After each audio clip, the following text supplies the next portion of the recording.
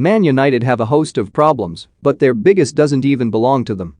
The problems that have beset Manchester United since the retirement of Sir Alex Ferguson are plentiful. Where do you want to start? An ownership and executive hierarchy more interested in commercial success than trophies? A club that has become as much about clicks as kicks? A recruitment department that scouted 804 right backs and settled on Aaron Wan-Bissaka? A leaking stadium, the Alexis Sanchez video, Super League, Paul Pogba, you can go on and on. But United's biggest problem does not even belong to them. United's biggest problem is Pep Guardiola. Join the debate. What should Man United do in January? Give us your verdict here. Modern-day United will always be judged by the standards of the best. Right now, the best just happens to be in the same city, and the best is taking the level of the domestic game to new levels.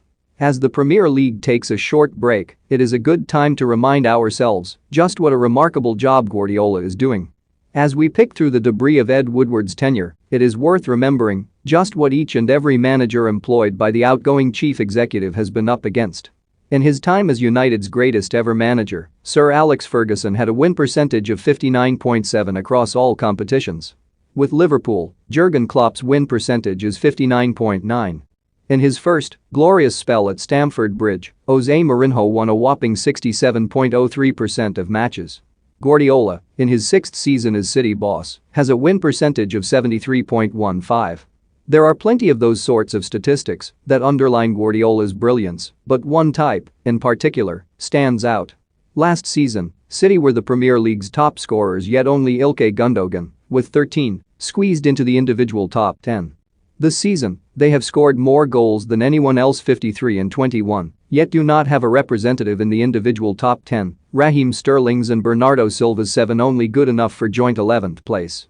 City have been the Premier League's top scorers in all but one of Guardiola's 5 full seasons, yet the highest finish in the individual rankings has been a third place for Sergio Aguero, with 21 goals in the 2017-18 season.